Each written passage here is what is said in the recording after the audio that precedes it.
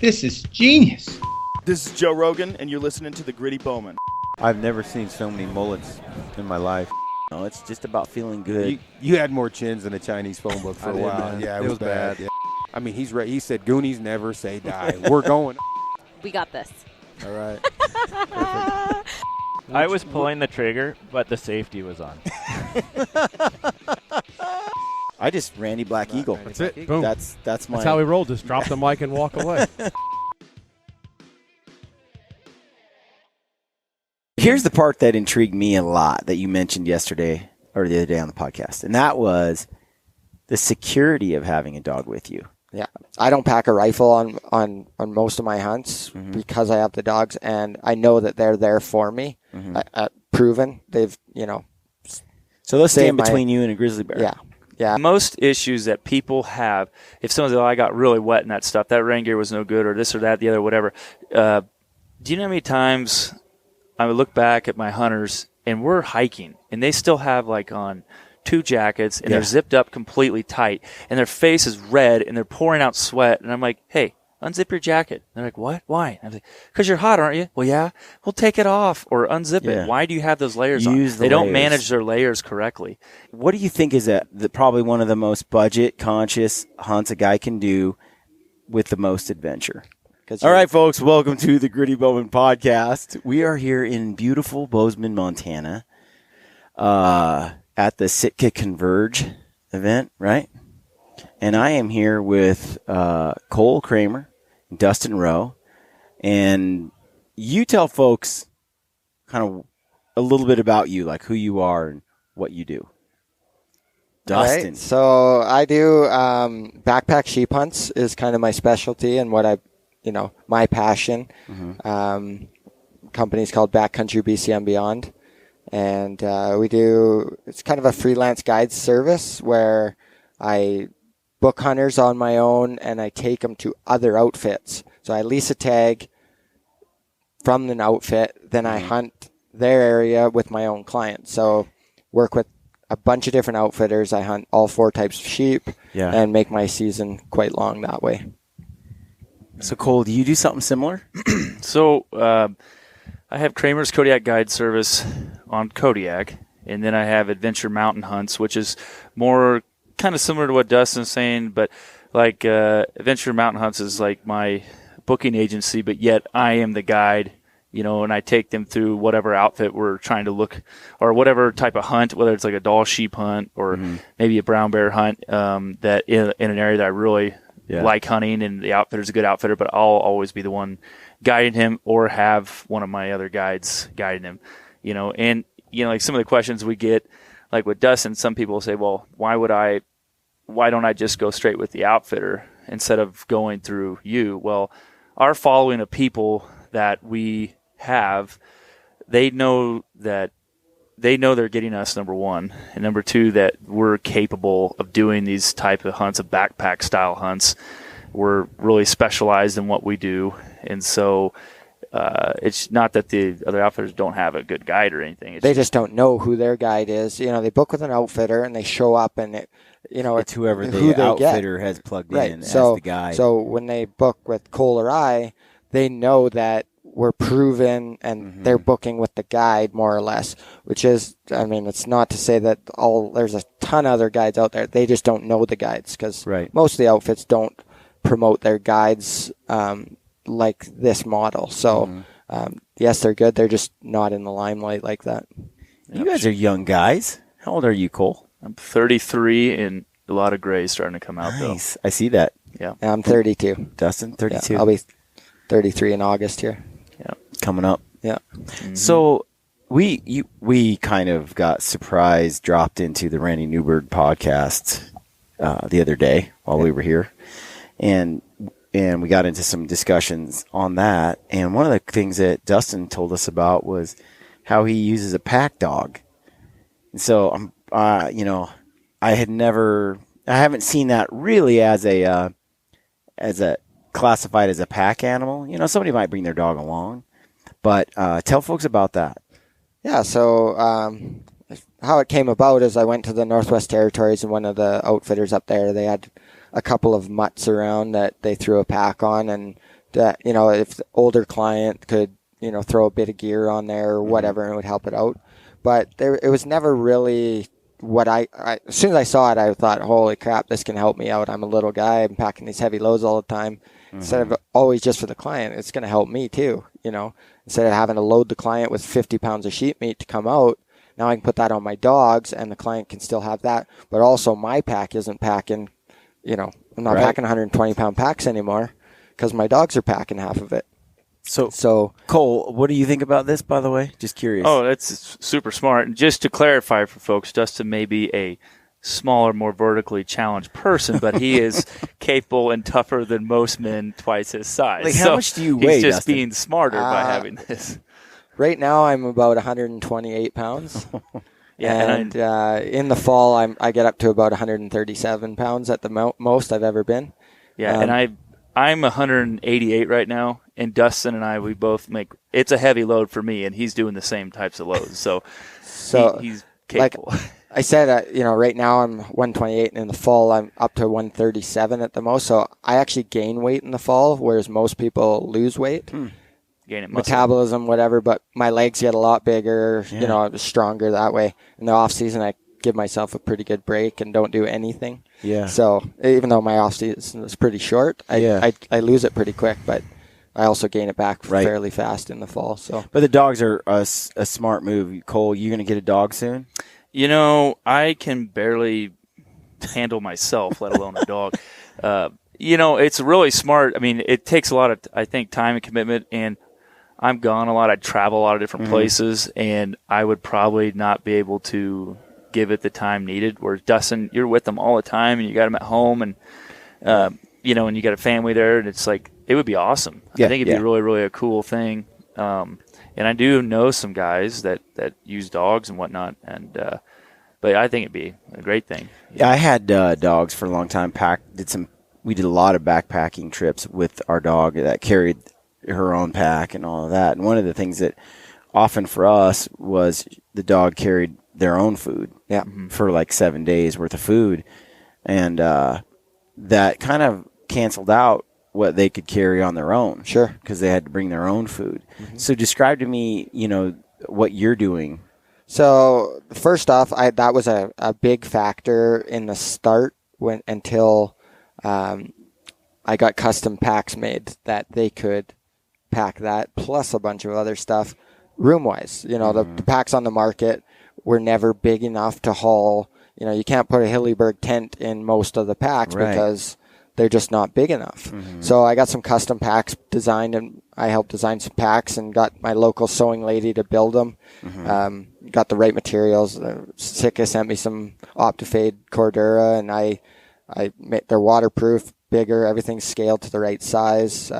They've got breast collars on them that aren't just, a cord. They're an actual shoulder strap for a backpack, so they don't get rubbed. And that allowed them, they could pack the weight, it's just the room. So now they can put the dog food. I can fit, 10 days worth of food. I have 2 dogs, by the way, now. How much does 10 days worth of food I never weighed it. I just measured how much they need, and then it's 2-gallon Ziploc bags full will last one dog 10 days. That's what I give them. Okay. And they get supplemented quite a bit. We kill a sheep or whatever, as we're skinning stuff out and turning the lips, I throw all the scraps to them. I was going to say, I bet they have a heyday. They have a heyday. So, you're always killing animals when you're up there. You're like harvesting stuff. So you're able to then also use some of that meat and the scraps that you would normally none of toss. it goes to waste. Like if say it's day 4 of the hunt, we I know it's going to take us 2 days to hike out, so it's going to total 6 days. I'll pitch out all that dog food and then cut like all the scrap meat or the neck meat that we don't legally have to take out, and I'll put that in the dog Ziplocs that their dog food was in, and then feed them that on the way out, so it never gets wasted, and they really enjoy it, and it supplements that's pretty one good thing protein I was for thinking them. about is on some of the backpack trips I went on with dogs, I was not hunting. I was just backpacking. Right. So but hunting, you're actively out there. If you're going to bring back a heavy load, it's after you've killed something. Sure. So it makes sense. You could, you just need enough food to carry over till you have some scraps from an animal you've taken, and it seems like it would work out quite well, actually. It's really, really well. And how much does each dog weigh, and how much percentage of body weight are they packing? They're both about 90 pounds. So not giant. No, they're not giant. And I dogs. purposely didn't want a giant dog. They ride in the Super Cub or whatever, right? So they don't thermoregulate as well either. Like they different issues. And I've been around one other pack dog that was like 120 pounds, like a pretty big dog, and they can pack the same amount of weight. So a strong, stout dog, but doesn't have to be a monster dog. If it's the size of a horse, it's going to have its own problems. It's going to have its own problems with everything. Yeah. Guys say, well, why don't you use goats or, other things? Well, the dog, because the goat could eat the grass on the mountain. They wouldn't have to haul in food or whatever. But you're flying into town and you're staying at a hotel and waiting for your next hunters to come and travel. I had pack goats for years and for a few years, and they were great. I'd pop down the tailgate on my truck, and I'm like, come on, boys. 5 of them would jump in the back, and we'd shut the tailgate, and then you'd get to the trailhead, and there would be goat urine and crap all over in the back of your truck. You threw hay back there, but it's just filled with it, right? Yeah. And they'd hop out, and they followed me up the trail like dogs, and they could carry a good load, and they could go just about anywhere I could, and they could eat anything they wanted as we were going up. But what I experienced was whenever you had to do all this other stuff the rest of the time, the rest of the year, feeding them, dealing with their hooves, all this kind of stuff. And then in addition to that, they seem to have to require a lot of conditioning to really be able to pick up and go. Sure. Like a horse, we'd pick up a horse or a mule and just load it up it just sat in the pasture for a long time, and it could still work when the work came. A goat was like a human that sat on a couch for 6 months and then got up and tried to hike a trail for the first time. Right. And we ended up having goats it required a lot of exercise and fitness work with the goats on a continual basis. And then goats spread disease. Well, you get up there in the sheep country. That was the other thing that with being a sheep hunter, and I know, the effects that disease has on them. I didn't want to go that route either. So, the dogs are just at home. My kids play with them, and they're a house dog, right? But here's the part that intrigued me a lot that you mentioned yesterday or the other day on the podcast, and that was the security of having a dog with you. Yeah. Describe that, because was it you telling me? No, David Brinker was telling me he woke up in your camp and he's looking down the hill and there's a giant grizzly bear like 50 yards away.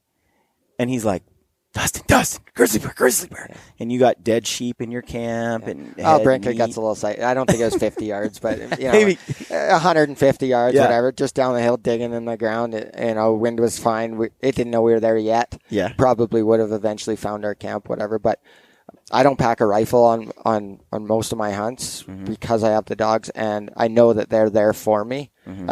Proven. They've, So let's stand between you and a grizzly bear. Yeah.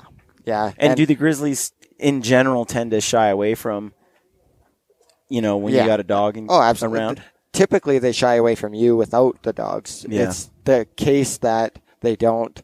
They're there to back you up. And, like if you're walking and say in a river valley down in the alders and you're walking along, a bear could not know you're there. You got the wind in your face, and all of a sudden you come around the corner and spook it and something happens. If you have a dog, you know that's there well before that close encounter. Right. Because they're into it, right? The thing that, like with mine, I take them grizzly hunting. I take them black bear hunting, and not like a hound. Like they stalk and when they lay low. When they know we're hunting them, they don't do anything. But one time in the Yukon, a grizzly come over the ridge, and the dog, surprised us, and the dog just gave one little woof, and the bear slammed on his brakes, gone. Had that dog not warned us, our heads are down, we're just hiking up the ridge, something could have happened. So that typically, I've been 30 yards from a grizzly stalking it with my dog, and he doesn't make a sound. So he knows when. Because that's the fear. Like, people are like always concerned about having a pack animal and it spooking Right. The actual ant. So you leave it behind as you go out. But with goats, we actually let them just wander around with us. Yeah. And it was interesting because something might see a goat and they would freeze. Like a deer might freeze and look at those goats for a while, and then they just went back to eating. Yeah, sure. Like they didn't feel threatened by them. A dog may be different, Sure. but Can be, yeah, for sure. But I found that it was actually a little more like an unvalidated fear. Like in reality, it wasn't how it turned out to be. Like in my head, I thought, they're going to scare everything. Sure. And I think that's the same with dogs if they're good. Yeah. So, guys, I have clients that, first time they hear about the dog, like, well, what if the sheep smell the dog? I'm like, well, if the dog's standing right beside me and he smells the dog, he's going to smell us. We don't recognize our scent because we don't smell our own, some sheep hunts we smell ourselves. I smell but Cole. Yeah. I mean, he's a strong smelling. But a dog smells to a sheep the same as we would smell, like where it's just a foreign smell that they, would recognize. So you play the wind and, and same thing. It's not going to be an issue, sneaking up, all that stuff. Yeah, some guys you should leave their dog back. Mm-hmm. Mine are good enough that I can take them, and at certain points, if I have to, they'll stay right there if I tell them to. But most of the time, they want to be right there and watch the sheep get shot. Well, I have a question for you, Cole. As you're backpacking, you're in Kodiak Island, and you've got big brown bears cruising the place. I've had a lot of emails, a lot of questions from guys that are like, that ask me, they're like, hey, what, I can't sleep at night. I cannot sleep at night because I'm afraid of grizzly bears. Mm-hmm. And these are guys in Wyoming and Montana and stuff as well. They're like, Aaron, Brian, what do you guys do? Because it's literally a constant concern for me. And I go I wake up in the middle of the night and I hear sounds and it freaks me out. How do I get through it? How do I sleep? Mm-hmm. Work harder in the day. Yeah. and I think basically Aaron and I we're like, if we're going to get ate by a bear, it's just going to happen. Yeah, you like, just got to accept it. These bears don't really want anything to do with you. Now, I realize these bears in the States are a lot different than our brown bears. Our brown bears have it ingrained in them that we are... They've learned from a young age that you're going to shoot at them. We're a dangerous substance. Bears, their nose is so much more advanced than any other critter. And, way more than a dog. And, they can, like I tell guys, that bear can smell the aftershave on Ting Tong Chang from China that made your shirt, okay? Their nose is so detailed that we're just such a weird foreign smell to them. They're used to smelling an animal, dirt, blood, meat, whatever, like natural smells. But then all of a sudden they get this crazy foreign smell in their nose. It's just like, what the heck is that, Yeah. But then they also realize that, hey, we're humans and they don't want anything to do with us. And most bear conflicts, obviously, are when they are surprised. Mm-hmm. And most of the time, it's a mauling and they run off. They bite you or, scrape you. And off they You run. make it sound like it's not a big deal. Well, Usually no, it's just it a is, maul. They're not hunting you. They're not to eat hunting you and Yeah. trying to eat you. So when you're in it's your very tent- rare that you're Right. that people are actually eating. And, we don't do a whole lot of precautions. Most of the bears that come into camp at night with us, if it happens, because I'll hear them run off. Mm-hmm. But when you think about this, you are all of a sudden in their backyard. Mm-hmm. And here he comes walking out, and then all of a sudden he runs into your tent or smells it or sees it, hits the guy wire, like, whoa, what the heck is this thing? And then runs off. So I've heard him running off several times from outside the tent. But, I just tell my hunters, like, I can't believe you're sleeping. I'm like, I know you'll be awake, so I'm going to sleep just fine. You'll warn me. But, what I tell guys all the time, people here, if they're really worried, is there's so many of those lightweight tent systems, and it's worth the extra little bit of pounds for you to hike in a little electric fence of some sort if it'll make you sleep I've seen better. Nate Simmons do that a number of times do it, on Western Hunter Sure. TV and stuff. I've had some instances like on Kodiak where have a deer camp and I'll set it up around it because I know I'll have meat there and we're shooting multiple deer. Yeah. And I'll be gone from some of these places some of the time. And so I want to make sure that the meat's not tore into and stuff like that. But it's really rare that I ever use fences, but you just got to be mindful of, if I moved down to Bozeman today, I'd probably be a bit of a careless hunter, and people are like, you're crazy because I don't have the same education. I mean, I'm not used to these kind of types of bears. Well, being on the endangered species list as long as they have and not being hunted and having protections in place, I can see where a bear just doesn't. They have no fear of these people. No. I've talked to guys here and like Fish and Game and had several discussions with guys, that if they started hunting these bears and like, let's just say went on a what do you call it? Like a registration hunt where there's a quota of bears that they could harvest.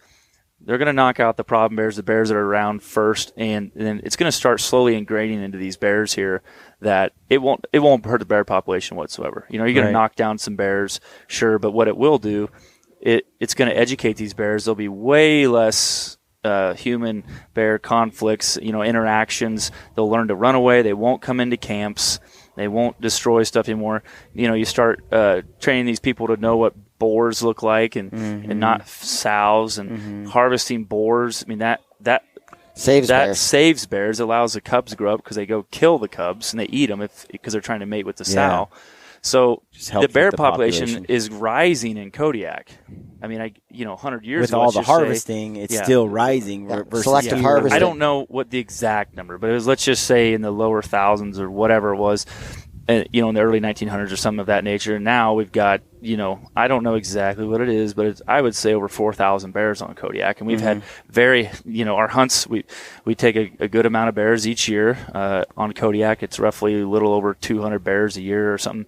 And our out of that 200 bears, we're still getting somewhere around 20 some Boone and Crockett bears a year.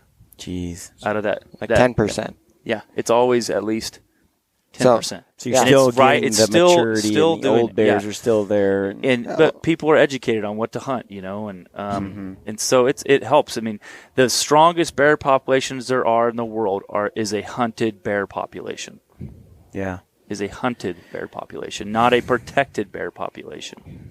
Yeah, that's hard for people who have it's a hard to cuddly understand. bear. Some guy may argue, some guy may write and say, well, there's been summits all over the world when you got places that are, and when I mean hunted, they can't be, I'm not talking poaching. I'm saying like a government controlled hunt, and they have put time and effort into figuring out what's acceptable, what's not. There are plenty of bears here in Montana, Wyoming, and they should be delisted, and I guarantee there'll be a lot less interactions and they just also a announced healthier that bear population. they were delisted 2 days ago. Was that what it was? Yeah.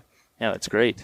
I think So- people They'll see that the effects. aren't involved in this and see it firsthand like we do, they don't understand the whole how it all works together. Yeah.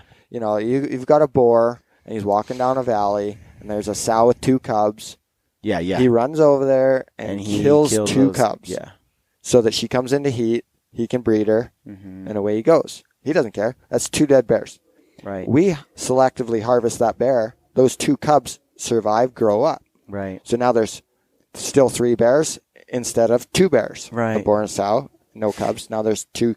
And Stephen so Ranella it did grows. a great podcast with a bear biologist who went into a lot of detail on this whole subject. It was a fascinating show. I recommend people listen to it. And on that episode, he talked about grizzly bears, the difference between grizzly bear and black bear, or brown bear and black bear, because the mature time for a sow to be able to be bred is a lot longer with the grizzly bear. And he described, I don't remember the numbers or the ages, but it was something like 3 or 4 years for a grizzly sow before she can even be bred. And then when she's bred, usually it takes 2 years of raising cubs before she breeds again. So she's only breeding every 3rd year. She's going to look after him for a couple of years, right? Yeah. Right. But if the boar kills the cubs, Exactly. she comes back into heat. But see, that just resets the clock and Right. slows their Exactly. growth down. And so, by harvesting of more boars, Right. it makes complete sense. we want to harvest all boars. Yeah, the thing is, Yeah. and that's the thing. They want That's a the thing that rounded they- harvest. They that's- don't necessarily want just like our biologists. like, and this is not a knock on resident hunters in Alaska by any means, but like in Alaska, like us guides, we have to be knowledgeable of what we're hunting. Okay. We have to know boars, sows. Like we had a sow ban in one of the, like some of the areas that we hunted on Kodiak because they wanted to raise the population. So they didn't want any sows killed. Well, we would lose a permit if we shot a sow. We never shot a sow down there, but like, but residents, they could shoot them, but there would be no permit loss for them, but it would come out of us. So, but, so we had to know what we were hunting, and that's what this biologist was saying. I wish I could remember his name. I can't, but he was explaining that the worst thing for a bear population is hunting the sows, like that, especially in the grizzly bear deal because of their slow reproductive rate and the slow time it takes between breedings because they take so many years to raise their young before, like humans, and so our kids are not ready to go off on their own and survive on their own until I think humans are one of the slowest animals to a 5-year-old kid is a goner most of the time if we were in the wild. Sure. Well, I have a little. Sorry to cut you off. No. Like my analogy, I tell people, it's like there once was a big bad king of the land, and goes around checking all of the ladies in the village, and if they have kids, well, he's a little jealous that young man may grow up and challenge him someday, so he kills him. And kills any of the kids, any of the young men of the area. And it's like, you take out that big bad king and you just start raising the population up again, and it's just, when you think about the old stories of what they used to do, those bears are the same way. This bear cruises and he's just looking and he wants to mate. And if you're not going to mate with him, there's going to be some bad things happen, and I've found several sows killed by boars, and that she put up a hell of a fight and there are probably dead cubs around there somewhere. Yeah. And so we killed her too. That because it went. She didn't give up. She was trying to defend her. Yeah, most of them want to defend their young. They don't just give them up. Right. But it's an interesting aspect to that. Going back to the dog thing, I could easily see how, for these guys that have concerns, it's a lot easier. I'd feel a lot better sleeping at night if I had a dog there for sure. to tell me, hey, something out there, something's coming. Sure. I sleep way better in the mountains in my tent than I do at my house in my own bed. 100%. Honestly, I rustle around at home. My back's kind of sore. Here I'm laying on the hard ground, the little thermarest or whatever. I sleep like a baby. Till my alarm clock goes off in most cases, unless I got a sheep I'm going to sitting on or whatever. I'll be up before my alarm clock goes off. But, it's just comforting having them laying there. Because, if a bear comes by and you're in your tent, it's going to let you know. A dog's going to let you know. Yeah. So it's pretty nice for that. So tell me about mountain goat hunting on Kodiak. Do you do that, Cole? Yeah. Yeah, no, it's I do a few hunts a year, up to 7 hunts a year, but most of the time, 4 to 5, But, we have a great goat population on Kodiak. Our terrain, I'm not going to say it's the easiest, but it's definitely not the hardest. The goats are accessible, but we have fishing game has done a great job there and allowed us to have some really, really great hunts on Kodiak there. But, how is goat hunting compared to sheep hunting?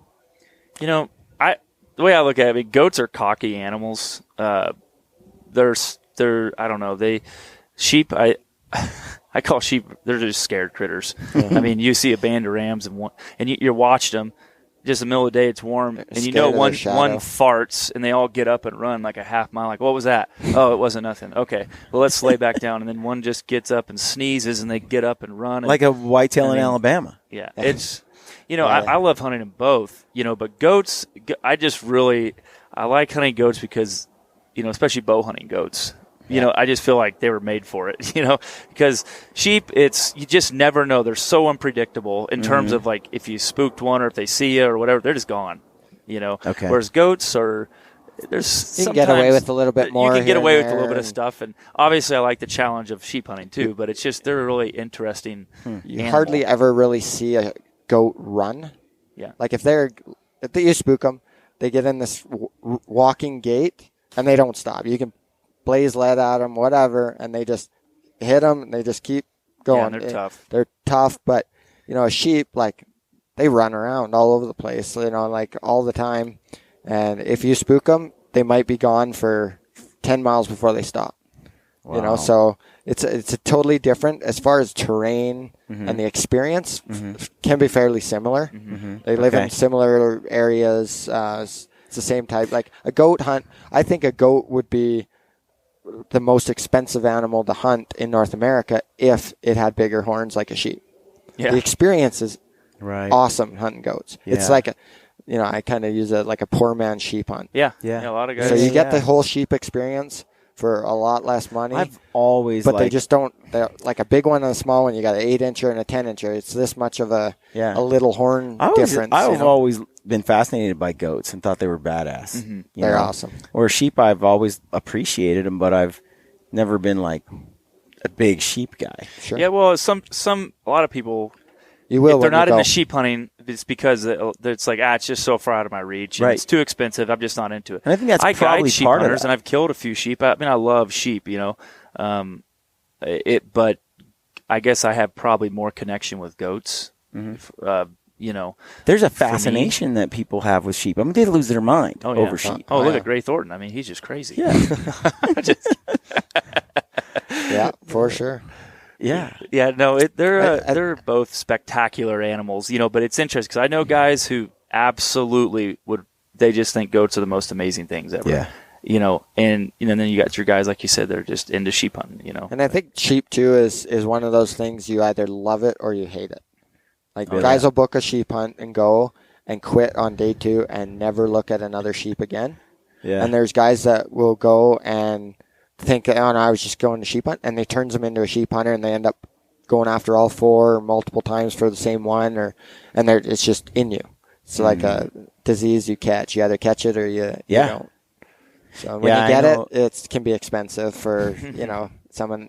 That's why I do it as a job, because I get to do what other people do for vacation. You know, and so if you catch it, it can be expensive.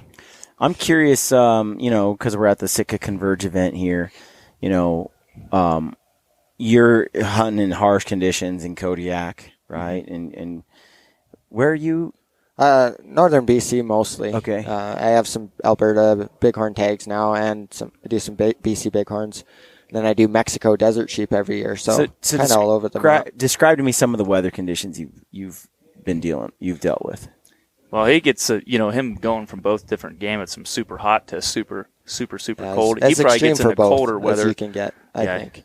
He'll get into colder weather, like in your bighorn hunts. Doing a late bighorn hunt, it's been minus 35. Kiviak height, and I did one, and I think it was like minus 35 to minus 37 for the entire 10 days. And we're in, backpack hunt, with 2 feet of snow, like wearing all the stuff we got on and trying to survive. Most of the day is trying to survive. If you find a ram, then it amplifies that, because you're trying to survive and trying to, you're laying in the snow waiting for them to move, and you can't move, and your hands are frozen, and your feet are frozen. Yeah. So it can be pretty brutal. But, and then you go to Mexico in, March, the end of March, sometimes into early April, and it's, really, really hot, and you're trying to survive the heat. You hunt for 2 hours in the morning and then find shade for the rest of the day, try not to cook, and then the last couple hours at night. So it's pretty extreme on both ends. Yeah.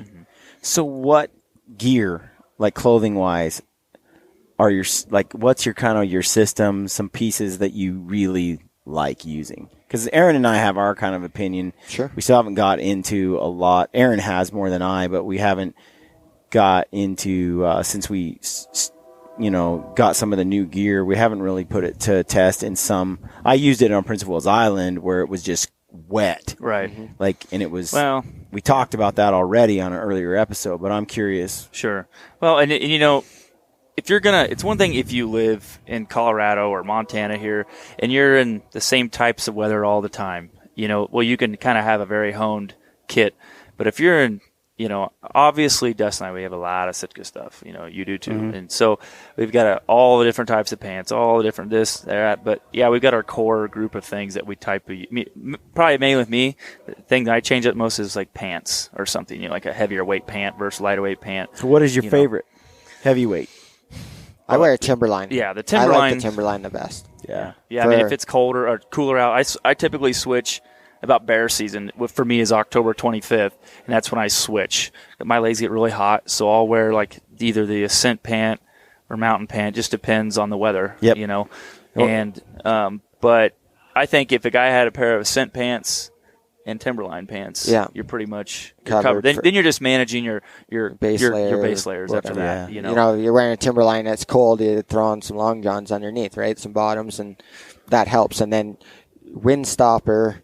Like your rain gear, if it's blowing, even if it's not raining, it's blowing, you can just throw your rain gear over the top and, supplement that, or whatever. That's a tremendous amount of it's really hard to pinpoint what to buy if you don't have a purpose. And that's what, Sitka is, a system. And, guys coming on a hunt, say August 10th to August 20th, I'll send them a gear list for that specific. Mm-hmm. And, I understand they don't want to go out and buy every single piece of Sitka, but if you want to be to the best of your ability in that moment, you need to have the right gear. The most comfort, you last longer, you stay out longer in cold weather. If you don't have the right gloves, you're going back to the tent at 4 o'clock because it's freezing cold and you're done. But if you have the right do stuff, get a lot of emails from people that are like, that really love and geek out on gear, because we're kind of a gearhead podcast at times with Aaron, especially on board, talking about stuff. But then we'll get people on the other end of the spectrum that are like, you don't need all that stuff. You can hunt in jeans and flannel. And people have been doing it for you can do that. Years Show up and to years. Kodiak and you'll get hypothermic and you'll have to get picked up, or you can huddle naked with your hunting buddy like I've heard stories of. Yeah, they all think they can do that, but they're not staying out there for 10 days, often in 100 some days a year. I was going to say, often when that discussion comes up, it's with someone who has hunted maybe very mild conditions. Yeah, someplace in and out of the truck, chasing up after and back in the old days, they did it. Yeah. But and that's the other thing. That's one thing. My comment generally is, or Aaron's comment is, Daniel Boone wore buckskins, and he also wore heavy wools. Yeah, and they were way tougher than that guy who's talking about it. Do you know who Laramie Miller is? Sasquatch? Oh, yeah, Laramie. So he has a TV show, and he wears the buckskins. And he said that was the biggest thing when he started that he disappointed him was his image. Now he freezes his ass off everywhere he goes because he can't wear good clothes because that's his brand. Yeah, that's he his can brand. get no spots. And I'm like, I can see. So, back in the day, they were tough, but they're not showing us that they hunted 4 hours a day because when they got cold, they went back somewhere and built a fire. Mm-hmm. Well, we hunt 12 or 14 hours a day because we have the right equipment. Right. And the thing is like most issues that people have, if someone says, I got really wet in that stuff, that rain gear was no good, or this or that, the other, whatever. Do you know how many times I would look back at my hunters and we're hiking and they still have on 2 jackets and they're zipped up completely tight and their face is red and they're pouring out sweat. And I'm like, hey, unzip your jacket. And they're like, what? Why? I'm like, because you're hot, aren't you? Well, yeah. Well, take it off or unzip it. Why do you have those layers on? They don't manage their layers correctly. And that's a nice thing with the Sitka. The thing, with Sitka. But, if you manage, even if you're wearing Sitka, but you're not smart enough to take off your layers before you get sweaty. Mm-hmm. If it's cold or a little chilly in the morning, or if it's just spitting a little bit of rain, but it's not enough to really saturate you, and your body your body's working, so hard you're going to stay ahead of it. You don't actually get wet. haven't got my hands on the Kelvin Active jacket, but it's one of Aaron Snyder's favorites. Yeah. And but last season when we were out, I was wearing the Kafaru Lost Parka, just a big Lost Park Parka, just a big insulated jacket. Okay, puffy jacket, and it's meant for life and death, right? It's not super lightweight. It's just bulletproof, keep you warm. And warm. And but I would just wear that thing, keep it in my guide lid on my pack anywhere I went, and I would hike around and I would sweat, take my layers off, drop them in my pack, and keep going. And I'm always trying to keep the right amount of layers on for the activity I'm doing. Right. But as soon as I stop, my temperature can drop very quickly, Yeah.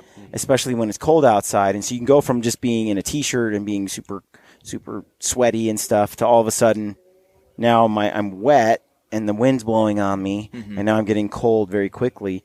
And I found that when I throw on a puffy right over that, and it breathes fairly decently, you'll dry out, you'll stay warm, and then I quickly take it off, shove it back in even if we're only stopping for 5 or 10 minutes, and then I put it back in the bag and start hiking. And it's like, but that took practice, Absolutely, for sure. It does. Being active. And everybody is different. So for one guy, a system isn't That's the right true. system for another guy. Yeah.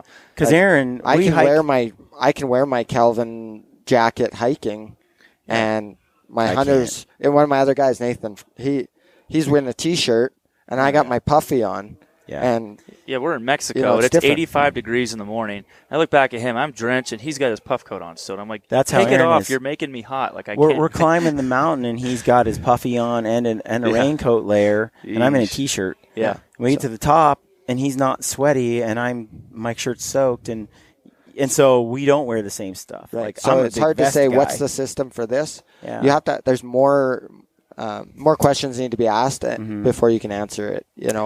On a specific hunt.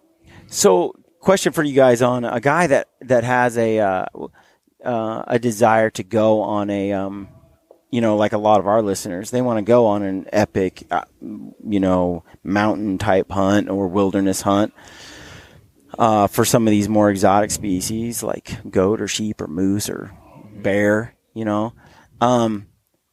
What do you think is probably one of the most budget conscious hunts a guy can do with the most adventure?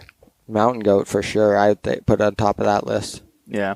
Mountain goats for sure. You can make a mountain goat hunt the hardest hunt you've ever been on, or you can make it easy. It's all what you want. Like, you could literally, some places, drive around in a pickup truck and shoot a goat, it's up glass from the road, hike up there and shoot it. Yeah. Or you can go on a 10-day, 80-mile grind and try and find one. You can do that. So it's all what you want. And that species allows, like, pretty much sheep hunting. I mean, aside from the Northwest Territories with the helicopter, you have to work hard to kill a sheep. So, but the budget isn't there. Yeah. So on a goat, you can get what you want out of it if you go on a goat hunt. Yeah, you can make it. You want a butt kicker? You can do it. Yeah. I've been hunting black bears in southeast Alaska for a number of years, and I like that hunt, just not because of the black bear per a se, fun but hunt. just Yeah. the Alaskan adventure. Sure. Crabbing, Yeah, you're seeing on the the bald coast. eagles, the fishing, the whole thing, and then just having monster bears running around all the time and coming up on these encounters. That is just to me a great hunt. It's so inexpensive. Right. It's just such a good budget hunt. Yeah. But over the years now, I'm sort of becoming addicted to bear hunting. I just think bear hunting is just awesome. And yet, they don't have antlers. And some guys are like, yeah, I want to do it once, but I never want to do it again. I'm getting to the point where I can't relate to that at all. Yeah, like sure. I look forward to a spring bear hunt as much as everything else. Most of the time, probably those guys are there to collect. Yeah. True. Where a bear hunt, like you're talking, is the experience and the adventure of the trip. Yeah. You want to kill a big one, but all that other stuff adds to that adventure, and that's why you'd like it. And you appreciate the animal too, because for me, like, I look at bears kind of like people in terms of there's so many different types of attitudes of these bears, and watching them and the things that they do, you just kind of shake your head sometimes, like, what in the world is he doing over there? Like, I don't know. What the heck I've is he seen them doing? grab And their so- feet and just Oh roll. yeah, they just roll. They walk up to the top of a mountain on a big snowy cornice and jump on it and see and they just fall through it and they get back up, go back up again and jump on it and fall. They do a bunch of interesting. They're just very curious creatures, Playful. And so once you, it's pretty awesome to watch them over time. And guys ask me, hey, one hunt, what can you do? Where do you want to go in the world? One hunt, you'll get the tag, and you can do the very best one. Well, I do an archery brown bear hunt. And that's what I do. That's what I guide all the time. Yeah. But if I could go get the very best tag or whatever, I just really like hunting them. I like being around them. Black bears are, they're not. They don't seem to intimidate people as much. in general, even though there's probably, they have their danger factor. Oh, yeah. For sure. But it's interesting because even when I'm on a black bear that is supposed to be more docile, according to a lot of people, there's an undeniable excitement that comes from the fact that I'm 20 yards with a bow from an animal that might turn on me versus a white-tailed deer. It's just there's not the same. Different aspect. Exactly. It's a totally different feeling. Different. Yeah. And that is becoming more. It's not that I don't want to say it's because it's dangerous, but there is a respect factor that I feel in that situation, and I actually like that experience. I don't know. Like with Cole and the Bears, and I've done the brown bear thing too. You have to be on your game. Everything could go perfect, but if you're not on your game, things can go sideways pretty quick. Yeah. So that it's totally different just because of the fear factor or they can eat you. It's a totally different experience. Right. 200-inch whitetail standing at the bottom of your tree, you're shaking in your boots. Right. But it doesn't matter if it's a 8-foot brown bear or a 10-foot brown bear. It's a brown bear. Right. And you're still shaking in your boots. So it's a totally different experience. Well, sneaking up on a bear and trying to get that close to it just has the whole time you're getting closer, your instincts are saying, don't get close. You know what I mean? Yeah. Well, it's interesting because, like, with me, because I never knew how I was going to react around bears, like getting up close. I always just wanted to, thinking about them when I was a kid and then getting into guiding. I don't know how I'm going to be around them, but I found out for me, and I know it's like that with Dustin and or maybe you as well, is like when I started, I was more nervous hoping that the stock was going to go good, meaning like hopefully I can find him again over there in the brush. But once I got him, once I'm locked in on him, then it's just like this calm comes over and you're just getting in there, and it's more so managing the hunter that's making all this noise behind you, and so once you've got that figured out and you see the bear coming, then you just have to think about all the other little aspects that could go wrong, obviously. But for us, we can't get excited because if we get excited, then the hunter feeds off getting excited, and they're just out of control. Right. But it's kind of more so making sure that the hunter's, like looking at the gun, making sure he's got it all figured out, and looking at his bow, making sure he's got that figured out or whatever, because people do some really weird stuff when they get excited. I had a hunter tell me one time we were eating breakfast right before he flew out. He goes, "Well, I just want you to know I'm not scared at all of bears. I'm just fine with bears." And I said, "Oh, that's cool. I guess you've had several encounters with them." He's like, No, I've never been around them. I was like, "Oh, but you're just fine with them then?" He's like, Yeah. Well, he was one of the most excited people I've ever been around. When he got on that freaking bear, he fell apart.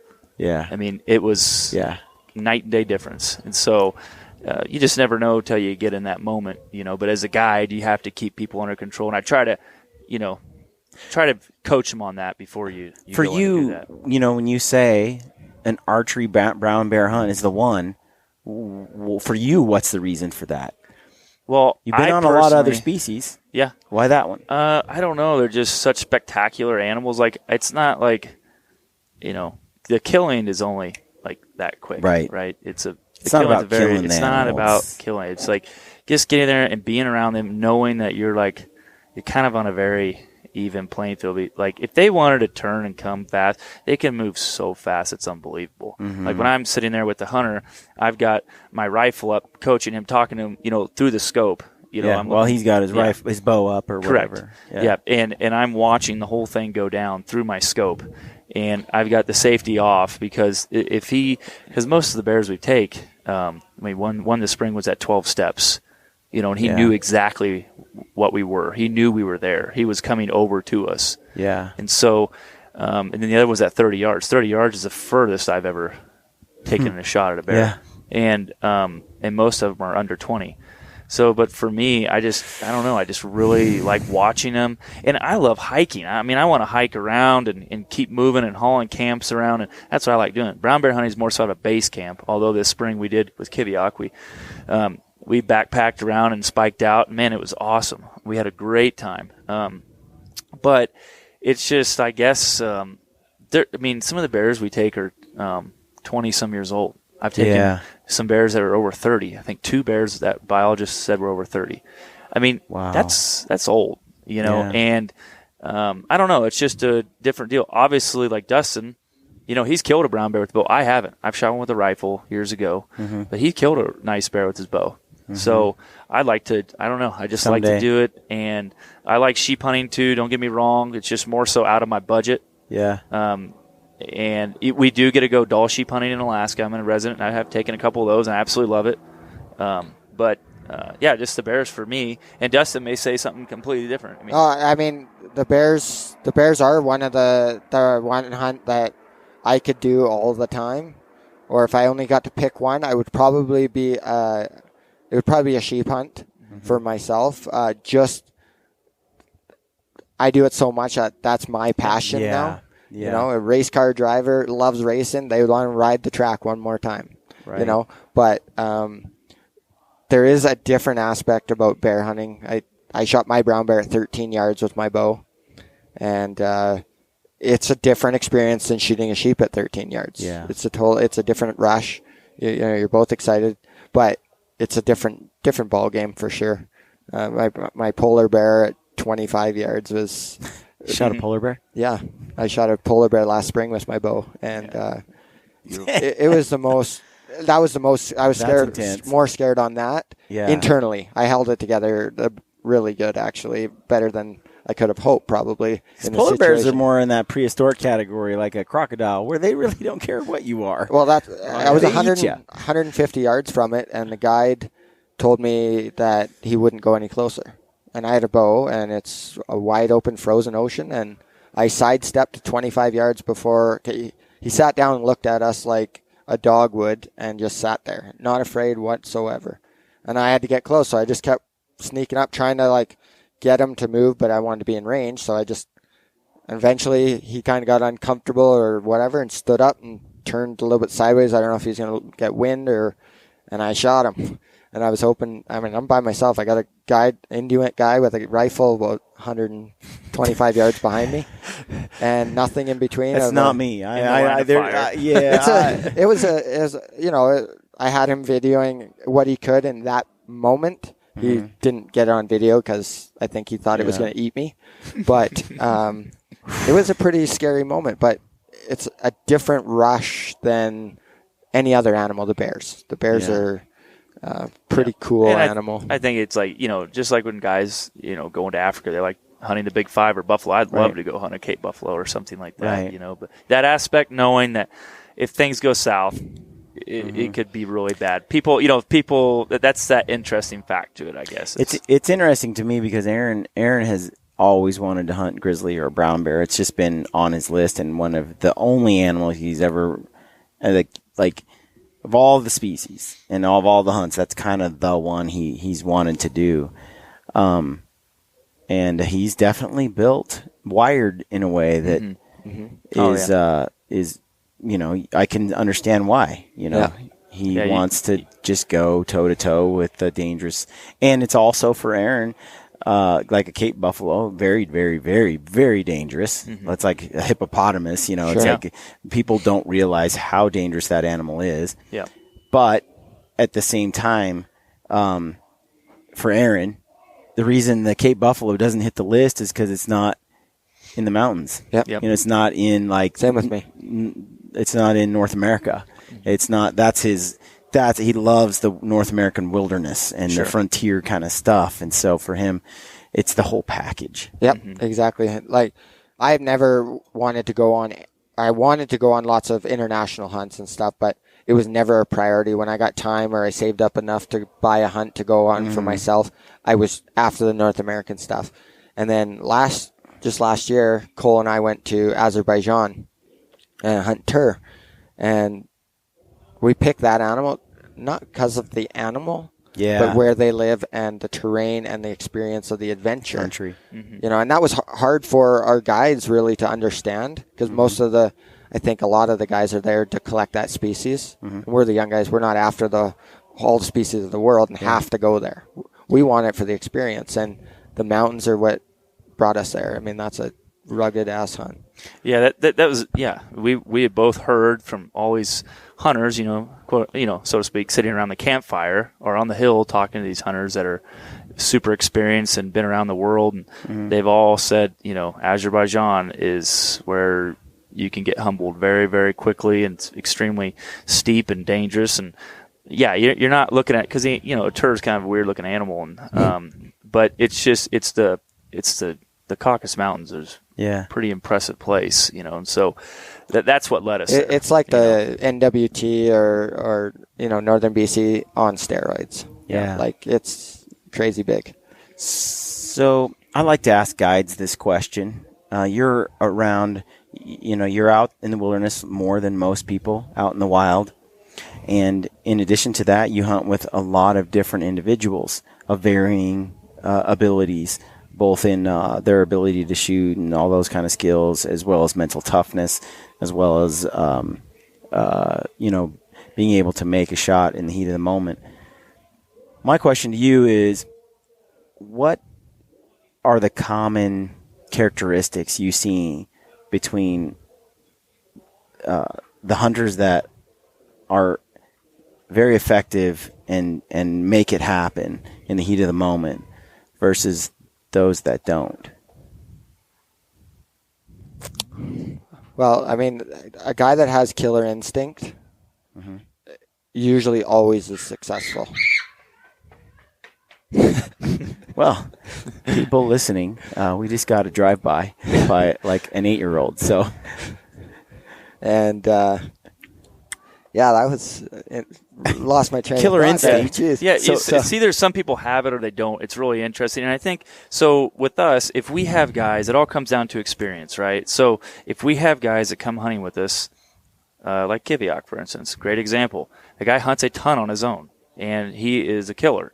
The guy is, meaning he's successful. The guy hunts a ton on his own, and, he goes on a few guide hunts, but he's mainly a do-it-yourself hunter, and so he knows how to get it done, right? yeah.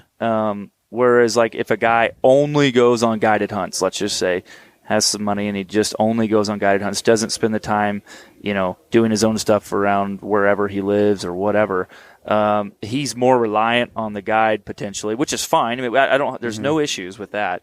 But there's certain times where it's up to you to make the shot, right? And, and you can tell sometimes you got to really coach these guys step by step by step by step. And, it's like we're creeping up there. It's like you have them in front, you're going to shoot a deer or a mountain goat or something, and, they're bedded right there. All you got to do is get up to that. It's one thing, I said, I'll tell you the range. But it's like you go a foot, you look back, and you're like, keep going. Another foot, look back, keep going. So there's you guys just get that guys take that just ownership know. and just do it, Yeah. and then you got guys that are like, what do I do now? Yeah. What do I do well, now? you make a plan. Like, you make a plan, even and you as talk far it as over. Putting a bullet in their gun, like it's like, okay, we're going to go, and they stalk all the way up, and then they pop up, and they haven't even loaded their gun yet because they're not hunters themselves. They're most of them collectors, I call them. Like they're not actually there for the experience. They just want to kill it and go home. Or they fly out the next day, or So Hunters the versus guys that collectors. are real hunters have a way better chance of getting stuff. Although some of the guys that aren't usually, they get They one find and a way it's, to. but it's And I really enjoyable hunting with guys that do get it. I get to be, I think I said this just in Randy's deal, but I'm a bit of a micromanager on my hunts. And the only reason is I've seen some people forget steps that you would never think they would forget. And there's so much at risk. They've just paid, $30,000 for this brown bear, or, $60,000 for a sheep, or whatever it may be. It doesn't matter if it's $2,000. Right. It doesn't matter. It's all hard-earned money that they spent. And you Still, don't want to see it. You talked about it the other day. It. You got like a guy who saved up all his money. He didn't put his kid through college. Yep. Instead, he went on a sheep hunt. Yeah. There's a lot riding on that, and Yeah. to come, that's a And pressure. then they miss that opportunity because of they just forgot a step or whatever. So there's pressure on us to make sure that happens. And some guys take that well, and some don't. But it's I just think about it in terms of guys I've hunted with, where as I'm moving in on the animal, I'm going through the checklist. Like, Sure. Yep. is the gun loaded? How many shells are in there? remember to take it off Turn safety. your power down. Turn your if power it's gonna down. Be close, like whatever. you just all this stuff Right. is almost second nature now, where it just because you don't have that guy over your ear telling you on every hunt you do. Right. You've learned that. yeah. And there's lots of guys, whatever it is. For a each one of doctor. those things I remember, I learned a hard lesson. Right. And if they don't have the experience, they don't learn that lesson. Yeah. And it's a tough time to learn it. When all something that- happens on a expensive guided hunt or whatever, it's not a Yeah. whitetail in your backyard. Whereas guys that hunt themselves have learned those lessons on a whitetail and then went out the next day or next year and got one. Yeah. This is a good analogy of we can't do it all. You've got, 2 big trees and a bull elk's coming and, your range, okay, he's going to come through that opening. And maybe you're calling for him and you're like raking a tree. Yeah. And you're like, okay, he's going to come out. And then the bull steps out and you cow call and he stops. Yeah. And the hunter hasn't even drawn his bow yet. Because he doesn't think like, okay, he's going to come out. Here he comes. Draw your bow. You cow call. He stops and he shoots. And it's over. But he doesn't even draw his bow. So now you call. Bull stops. And he's looking at where the cow call come from. The guy draws his bow and the bull blows out. And you're just like, You're like, you can't do everything. And that's where the killer instinct, that separates a lot of the. Yeah. Like on my brown bear hunts, I don't even leave it up to them really. I mean, I just say, listen, you're going to be right here. The bear, if he's coming from here, I'll tell you when to draw. I'll even go as far sometimes to tell him when to shoot. Yeah. For the most part, because I want to make sure because it is really easy for guys to touch off an arrow way too early. When it's right there and they're in the heat of the moment, I've seen it happen. And, or not even take the shot and they watch it and they watch it turn and run and they're just like, oh wow, and it's like, dude, why don't you shoot? Yeah. But most of the time we're really close, so it's not like a 60-yard shot where you got to get really, really in tune in your brain. But it's just, like I'll tell guys if we're on a steep angle, like, okay, just check your pin. What color pin you using? Yellow, and it's like, okay, use your yellow 40.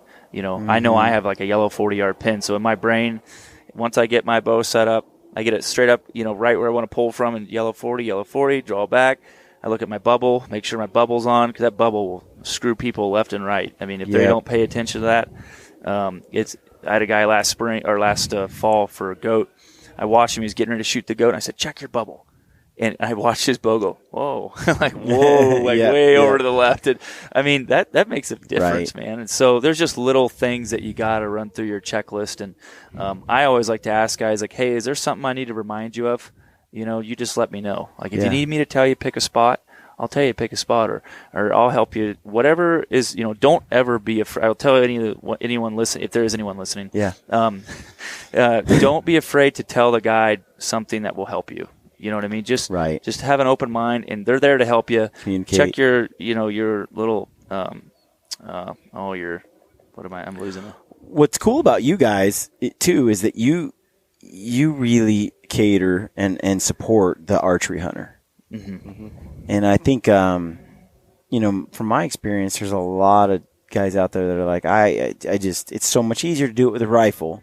It just adds a lot of stress and a lot more time commitment, and a lot more effort, seems, to do it with a bow. And just so a lot of guys are kind of like, they'll do it if you're willing to pay for it, but they're not. They don't really wanting to. Their heart's not in it. And as soon as they can get you to run a rifle instead, they will. Sure. Yeah. Well, yeah, and I mean, I've had guys want to use the rifle all of a sudden to shoot a bear, and it's like, no, we're gonna get in there. Don't worry. I've had a few bow hunters where I've had to keep them, holding on to the bow rather than take the rifle. But if that's one thing. I don't care what they shoot it with, right? As long as it's the hunt they wanted. Correct. And I always look at that part as like, are they going to be happy when they shoot it with a rifle? And if I think not, then I really try and curve them into using their bow as hard as I can. Like Brinker I worked on him as hard as I could to shoot it with his bow. Yep. And I realized that he was totally okay with it and going to be happy. Hey, go ahead. This is their hunt. But I know that when they go home and they've shot it with a rifle and their guide said, "Oh, just shoot it with a rifle," they go home and tell their buddies the guide said this. Not, I decided to shoot with a rifle. Right. So I want to give them every opportunity to do it how they want to. So they say it was epic, you know. Yep. Yeah. So. And I'll tell us, the guys, like if you're searching for a brown bear hunt or a bow hunt of some sort, a doll sheep hunt or whatever, and you're talking to the outfitter, and the outfitter's skeptical about wanting to do it and says he doesn't really have a good bow guide, but yet don't ever try to talk an outfitter into taking you with the bow. Yeah. It'll just probably won't turn out the best. If you're a solid bow hunter, you need to look for a solid bow outfit. Yeah. You know, or if they have a guide, you know, don't try to turn someone into a bow guide. Right, You know, right, because right. sometimes, especially like with brown bears, it just won't work too well. You Yeah. got to have someone who's got a mindset to get close, Yeah. and also handle the situation correctly. We've talked about this the other day. I've hunted with a lot of guys who have never hunted with a bow and arrow, that are just straight up rifle hunters, and they pick up a compound and they're like, "Wow, this is hard."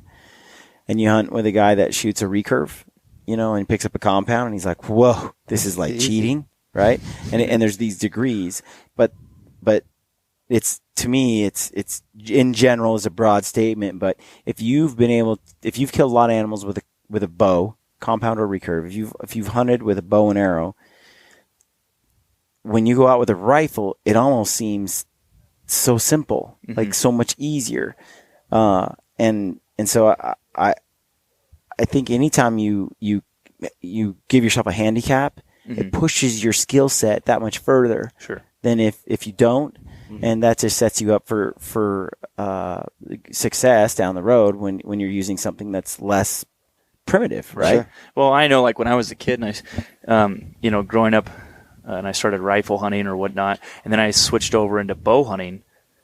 You know, I just remember thinking, like, to myself, wow, I've just learned so much more being like in a whitetail stand, because I was whitetail hunting. I learned so much more about whitetail deer.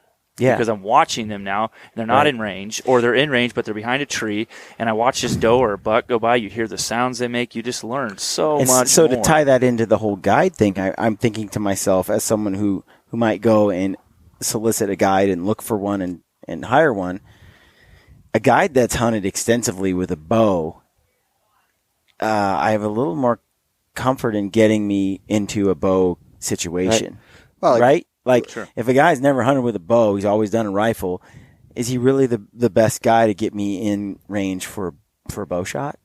Right. So typically you see it, if you got a rifle and you see one on day one on the hillside at 300 yards, you lay down and shoot him. You've watched that bear for 2 hours. In your whole life, that bear has been there for 2 hours. If you have a bow in your hand, you could watch that for a week. That bear trying to play it, patterning it, getting where it's coming and going, feeding on the river or whatever. And so you've learned a ton about that animal and their behaviors that you don't gain if you're gun hunting. You see them, you run over to the next ridge and you shoot them. Yep. It's a different mindset. I mean, even Aaron, when he did the recurve, trad life last year, and he's out there doing that. Every hunt was 4 or 5 times longer than it would have been with a compound. Right. And so you're talking about, a hunt that would have gone 2 days, or maybe 3 max, lasting, 10 days. Right. Because you just couldn't get it done so quickly. And so all that experience was gained that you wouldn't get if you shot it on day 2, right? With a different weapon. Well, and I guarantee Aaron wouldn't have wore that headband if he was rifle hunting. Dude. I mean, he was only that was like straight up trad life stuff. There. Dude, absolutely. It was an awesome day. I was happy for him to get that. That was awesome. It was a lot of inner turmoil though throughout. So much stress, so much heart and soul on the line, so much work that it got to a point for Aaron where I think for him there's a certain amount with the trad life thing where it's just it's a lot of stress, which took away from some of the fun, the pleasure and the fun of the hunt, which it normally is for him. And so, and he puts it on himself, right? Like we all do. Sure. But in his mind, he had a hard time trying to compartmentalize or put it someplace where it didn't affect him negatively. And so Yeah, he's taking a break from it right now, but I think he'll. Well, I think he'll check. He'll go back. Yeah, someday. I'd love to. I have a recurve, and I shoot every once in a while. My goal is I'd like to shoot a mountain goat with my recurve. I've shot several now with a rifle, or I mean a bow with my compound. But I would like to shoot with my recurve. But every time I pick up my recurve, because I go long gaps without shooting my bow, and I pick that thing up. And I'm like, how in the world am I shooting this bad? I'm just not as effective with it. I just can't. So it's just not responsible, obviously, for me to be using it until I figure it out.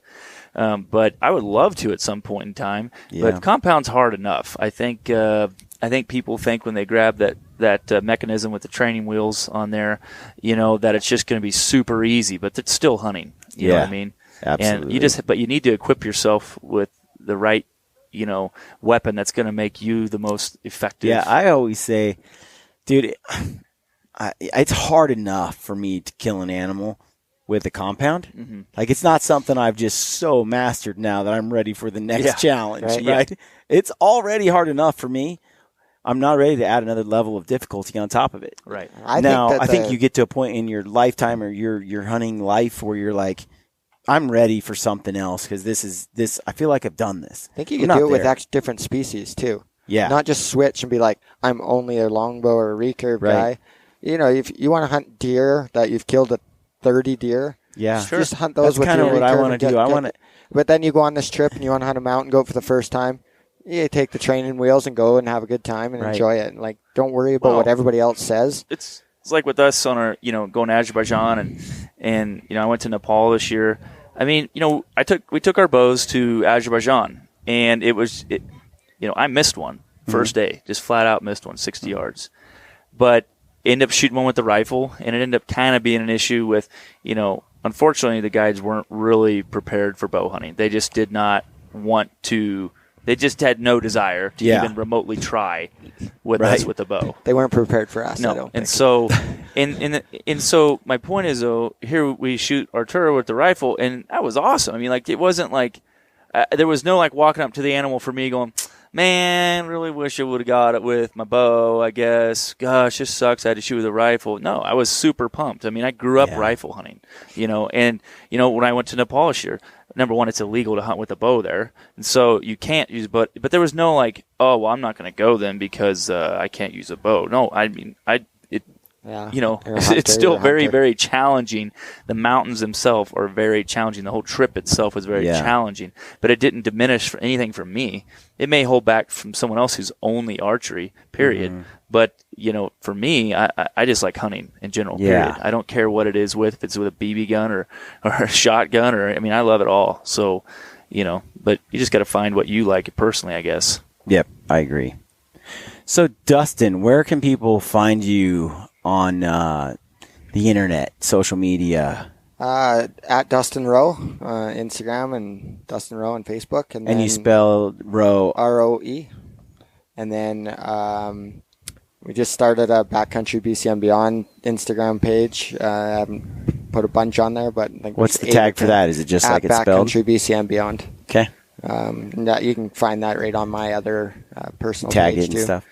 Most of my stuff has always been on my personal. So can we see a picture of the dogs on there somewhere with the bags and everything? For sure. Cool. There's lots of pictures on there, so you can find all the animals, all the experience, a lot more of the adventure stuff. The kill shots are on there, but I like to show a lot of the other parts of the hunt. I find that's the more important part of it. Mm-hmm. So that's on there. Cole? Well, I'm probably the worst person when it comes to advertising. I like to make it really hard. What I try to do is choose my hunters. I just call random people and tell them to send me money, and they show up. No, I'm on Instagram at nomadic49ak, and I'm on Facebook, just Cole Kramer. I do have a web page for adventuremountainhunts.com. I have to get my web guy up on that and get it going a little more. But yeah, and then. Yeah, just send us a message and we'll answer anything you got. What's how did you come up with Nomadic 49 AK? I don't even know. No, I'm fairly. I don't know. I feel like I have this nomadic lifestyle where I'm Yeah. always just roaming around. Well, you do. Yeah, I mean, I'm it just isn't gone made all up. the time, You're like, and- do you Yeah. even, you're out all the time, all over the place. Yeah. So I guess I've always just liked that works. I just Yeah. So and Alaska's 49th state. And, Yeah. just AK. So I don't know. Well, awesome. I appreciate you guys coming on the podcast. We need to do it again because I feel like I have a million more questions and a lot more to talk about. And Yeah, I'd love to. you guys are a wealth of information, spending as much time as you do out there. And so we're going to have to do it again. But For sure. our bus is leaving here pretty soon, Yeah. heading back to the hotel. So we got to wrap it up. But Thanks I a want lot to thank for you having guys us. for coming on the podcast. Thank you appreciate very it. Stay much. gritty, Appreciate guys. it. Friends, hunters, outdoorsmen, lend me your ears.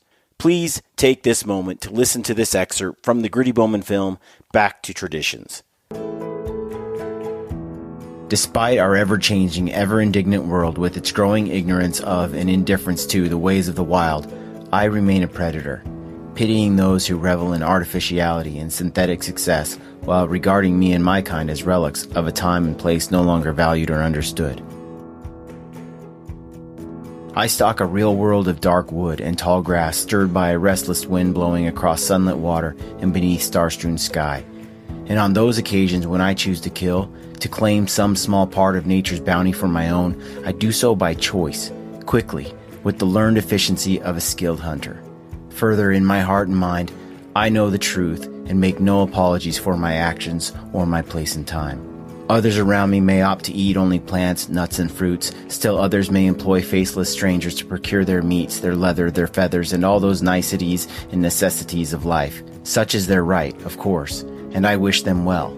All I ask in return is no one begrudge me, and all of us who may answer the primordial stirrings within our hunter souls, my right to do some of these things myself.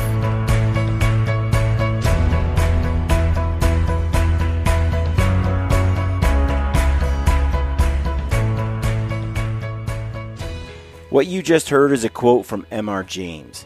We truly live in a world that is largely ignorant and indifferent to the ways of the wild. And although some regard us as relics of a time and place no longer valued or understood, we have the opportunity to change the way these people view the hunter and the hunt. We can share our experiences and nature's bounty with those who employ these faceless strangers. And by so doing, we make a difference, not just for ourselves, but for the wild animals and the wild places we care so deeply about. Never stop sharing your passion for hunting and the outdoors. Our wild animals and our wild places depend on it.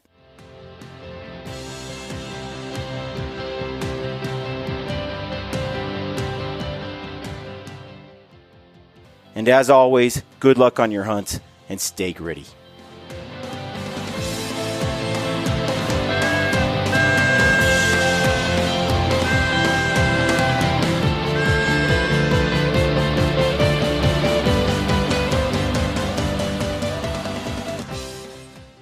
This is Ty Stubblefield, and you're listening to the Gritty Bowman. Gritty Bowman.